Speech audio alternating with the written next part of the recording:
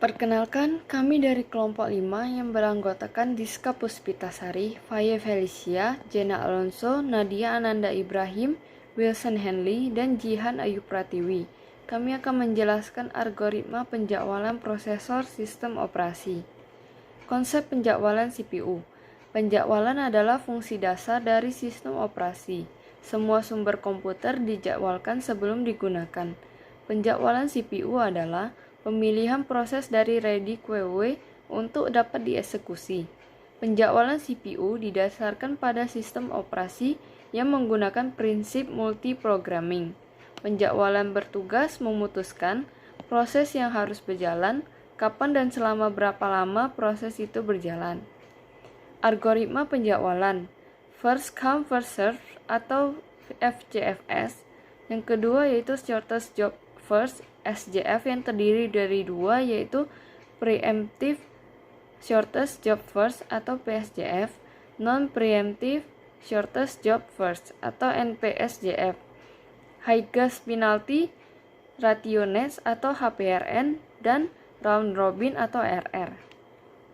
Contoh soal berikut yang akan digunakan untuk algoritma FCFS, PSJF, MPSJF, RPN, dan RR dengan kuantum 2.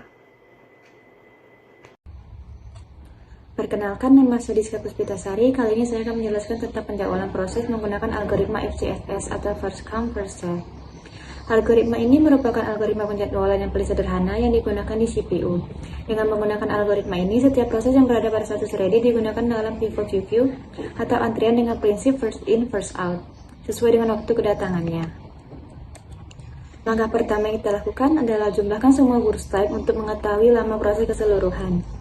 Di sini burst time-nya 5 ditambah 3 ditambah 6 ditambah 6 ditambah 1 ditambah 4 tambah 2. Maka akan mendapatkan hasil 27. Maka proses keseluruhan yang didapat adalah 27. Selanjutnya kita buat kolom sebanyak 27 buah sesuai dengan hasil penjumlahan di burst time. Selanjutnya kita jalankan proses terlebih dahulu. Proses P1 terlebih dahulu sampai selesai dikarenakan proses P1 memiliki arrival time terkecil yaitu 0. Maka kita akan mendapat start time-nya 0 dan finish time-nya 5. Dan juga akan mendapatkan response time 5 dikarenakan rumus response time adalah finish time dikurang arrival time. Selanjutnya kita jalankan P2 sebanyak 3. Maka akan mendapatkan start time-nya dimulai dari 5 dan finish time-nya di 8. Sehingga akan mendapatkan response time 7 dikarenakan rumus response time adalah finish time dikurang arrival time. Selanjutnya kita akan menjalankan proses P6 sebanyak 6. Sehingga akan mendapatkan start time-nya di 8 dan finish time-nya di 14. Sehingga selanjutnya akan mendapatkan response time-nya 13 dikarenakan rumus response time adalah finish time dikurang arrival time. Selanjutnya kita akan menjalankan proses P5 sebanyak 6. Sehingga akan mendapatkan start time-nya di 14 dan finish time-nya di 20. Dan response time-nya adalah 18 karena rumus response time adalah finish time dikurang arrival time. 20 dikurang 2 sama dengan 18. Selanjutnya proses P4 kita jalankan sebanyak 1 sehingga akan mendapatkan start time-nya 20 dan finish time-nya 21. Dan akan mendapatkan response time 18 dikarenakan rumus finish time dikurang dengan arrival time yaitu 21 dikurang 3. Selanjutnya kita jalankan proses P3 sebanyak 4 yang dimulai dari start time-nya 21 dan mendapatkan finish time-nya 25. Dan akan mendapatkan response time 21 dikarenakan rumus response time adalah finish time dikurang arrival time yaitu 25 dikurang 4. Selanjutnya yang terakhir kita jalankan proses P7 sebanyak 2 yang dimulai dari 25 dan mendapatkan finish time 27. Sehingga akan mendapatkan response time 22 dikarenakan finish time 27 dikurang dengan arrival time 5. Selanjutnya kita akan menghitung average waiting time atau TR dengan cara menghitung semua respon time yang telah didapat, yaitu 5 ditambah 7 ditambah 13 ditambah 18 ditambah 18 tambah 21 tambah 22. Maka mendapatkan hasil 104. Maka untuk TR-nya adalah 104. Selanjutnya kita akan menghitung rumus turnaround time. Rumus turnaround time atau TI adalah jumlah TR dibagi dengan berapa banyak proses. Di sini prosesnya ada 7, maka 104 dibagi 7 sama dengan 14,85. Baiklah, saya akan menjelaskan simulasi penjadwalan CPU dengan cara PSJF. Penjadwalan dengan prioritas dengan preemsi. Yang menjadi prioritas adalah sisa proses. Proses yang terpendek bisa didahulukan dengan cara membandingkan sisa waktu proses yang sedang dilaksanakan dengan proses yang tiba. Langkah pertama, jumlahkan semua burst time dan didapatkanlah jumlah 27. Dimulai dari P1 dikarenakan memiliki arrival time terkecil. P1 hanya menggunakan satu burst time yang di awal. Untuk menjalankan proses berikutnya, bandingkan burst time P1 dengan P2. Dikarenakan P2 memiliki burst time lebih kecil daripada 1, maka P2 dijalankan terlebih dahulu hingga habis. Kemudian P4 dijalankan karena P4 memiliki burst time yang terkecil dibandingkan burst time lainnya, maka akan dijalankan hingga habis. Kemudian P7 dijalankan hingga habis dikarenakan memiliki burst time yang terkecil di antara sisa burst time yang ada. Dikarenakan P1 dan P3 memiliki burst time yang sama-sama kecil, maka dapat dilihat dari arrival time yang terkecil. P1 dijalankan terlebih dahulu dikarenakan arrival time-nya lebih kecil daripada P3. P3 dijalankan dikarenakan burst time P3 adalah yang paling kecil di antara yang lainnya, maka akan dijalankan sampai habis burst time-nya. Kemudian P6 dan P5 dibandingkan dikarenakan sama-sama memiliki burst time terkecil. Maka dapat dilihat dari arrival time yang ada, P6 dijalankan terlebih dahulu, karena memiliki rival lebih kecil dibandingkan P5. Jalankan burst time P6 hingga habis, dan menjalankan burst time P5 juga hingga habis. Selanjutnya, untuk mencari average waiting time dan turnaround time, jumlahkan semua RT atau respon time sehingga mendapatkan nilai 74. Lalu hasilnya akan dibagi banyaknya proses, yaitu 74 dibagi dengan 7. Dapatlah hasilnya 10,57. Baiklah, saya akan menjelaskan tentang penjadwalan prosesor NPSJF. Penjadwalan non-preemptive hardest job first adalah penjadwalan antrian dengan prioritas tanpa preemsi. Yang menjadi prioritas adalah proses yang pendek atau singkat. Makin pendek sebuah proses, maka makin tinggi prioritasnya. Langkah pertama, jumlahkan seluruh burst time untuk mengetahui lama proses keseluruhan, yaitu 5 tambah 3 tambah 6 tambah 6 tambah 1 tambah 4 tambah 2 sama dengan 27. Maka diperolehlah lama proses keseluruhan, yaitu 27. Selanjutnya, buat kolom sebanyak 27 buah sesuai dengan hasil penjumlahan burst time dan kolom bantu perbandingan burst time. Berikutnya, jalankan proses yang pertama kali masuk sampai selesai, yaitu P1. Maka proses P1 dinyatakan selesai. Berikutnya, maka dapatlah ST pada P1 sama dengan 0. Dan FT-nya adalah 5. Berikutnya, RT pada P1 yaitu 5. Karena rumus RT sama dengan FT kurang AT, 5 kurang 0 sama dengan 5. Kemudian, karena P1 jalan 5 ms, lakukan perbandingan B1 terkecil pada semua proses antara P2, P6, P5, P4, dan P3, P7. Karena P4 lebih kecil, maka proses P4 jalan dan P4 dinyatakan selesai. Maka dapatlah ST pada P4 sama dengan 5, dan FT-nya adalah 6. Berikutnya, RT pada P4 yaitu 3 karena rumus RT sama dengan FT kurang AT sama dengan 6 kurang 3 sama dengan 3. Berikutnya lakukan perbandingan BT terkecil antara P2, P6, P5, P3, dan P7. Karena P7 lebih kecil dari semua proses, maka proses P7 jalan dan P7 dinyatakan selesai. Maka dapatlah ST pada P7 sama dengan 6, dan FT-nya adalah 8. Berikutnya RT pada P7 yaitu 3. Karena rumus RT sama dengan FT kurang AT, 8 kurang 5 sama dengan 3. Kemudian lakukan perbandingan BT terkecil antara P2, P6, P5, dan P3. Karena P2 lebih kecil dari semua proses, maka proses P2 jalan dan P2 dinyatakan selesai. Maka dapatlah ST pada P2 sama dengan 8 dan FT-nya adalah 11.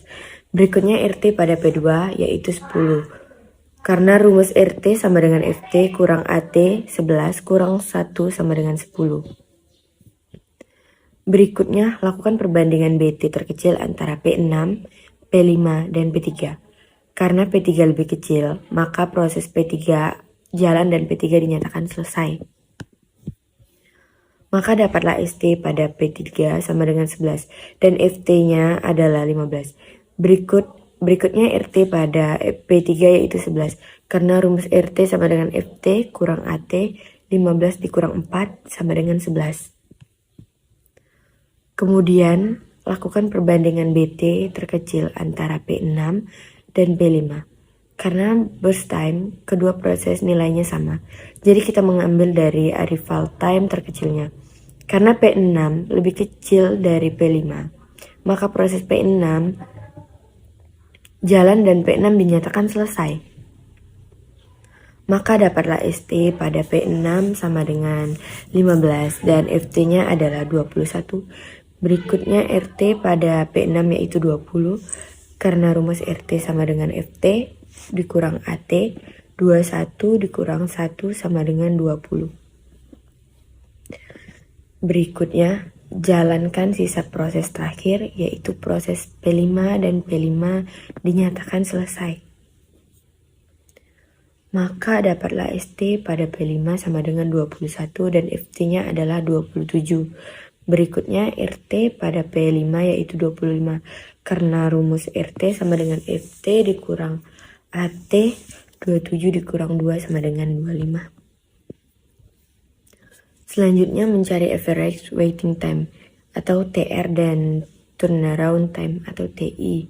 Semuanya dijumlahkan 5 ditambah 10 ditambah 20 ditambah 25 ditambah 3 ditambah 11 ditambah 3 sama dengan 77. Dan TR-nya IR-nya sama dengan 77 dibagi 7 sama dengan 11. Dan penjadwalan prosesor NPSJF selesai. HPRN dimulai dari AT terendah terlebih dahulu. Dalam contoh ini AT terendahnya adalah 0. Jadi isilah ST 0, FT 5, lalu hasil dari FT dikurang AT sama dengan 5. Setelah AT 0 sudah dicari, selanjutnya kita cari menggunakan rumus untuk menentukan SP tertinggi. Untuk mencari SP rumusnya adalah dalam kurung S tambah BT tutup kurung per BT. Mencari S rumusnya FT kurang AT. Carilah masing-masing nama proses selain dari 0, lalu temukan angka terbesarnya. Maka ketemulah di P4. Maka dari itu proses berjalan dimulai dari 5 dengan BT B4 yakni sebanyak 1, sehingga berhentinya di titik 6.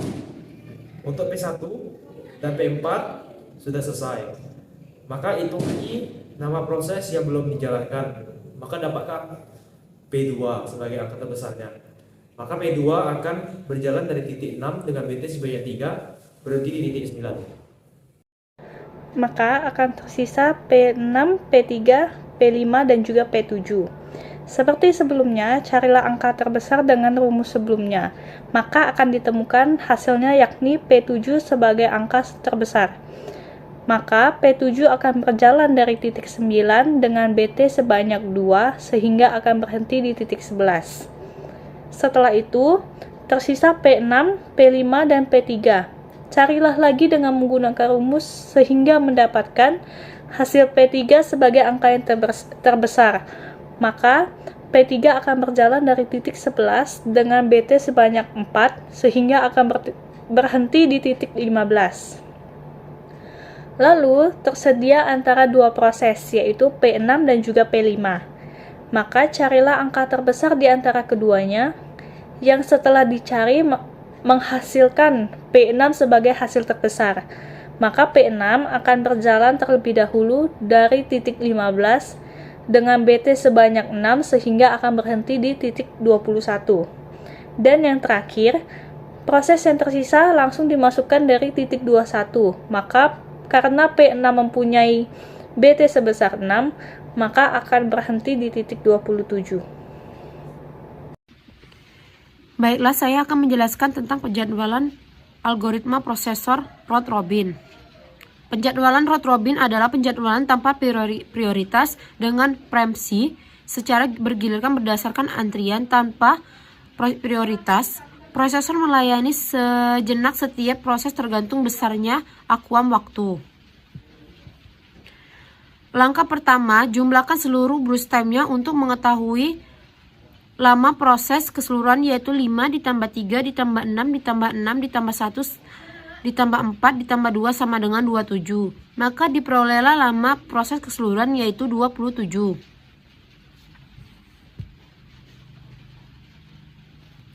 Selanjutnya, buat kolom sebanyak 27 buah sama dengan hasil perjumlahan burst time seperti di bawah ini. Soal ini memiliki quantime sama dengan 2 yang artinya proses akan berjalan sebanyak 2 ms dan kemudian sisanya akan mengantri. Proses P1 berjalan sebanyak 5 ms karena memiliki kuantum 2, maka hanya akan berjalan 2 ms saja dan sisanya yaitu 3 ms akan mengantri. Kemudian proses P2 berjalan sebanyak 2 ms dan sisanya 1 ms akan mengantri. Kemudian proses P6 berjalan sebanyak 2 ms karena burst time-nya dari P6 yaitu 6 dan sisanya 4 ms akan mengantri. Kemudian proses P5 berjalan sebanyak 2 ms dan sisanya yaitu 4 ms akan mengantri pada proses berikutnya.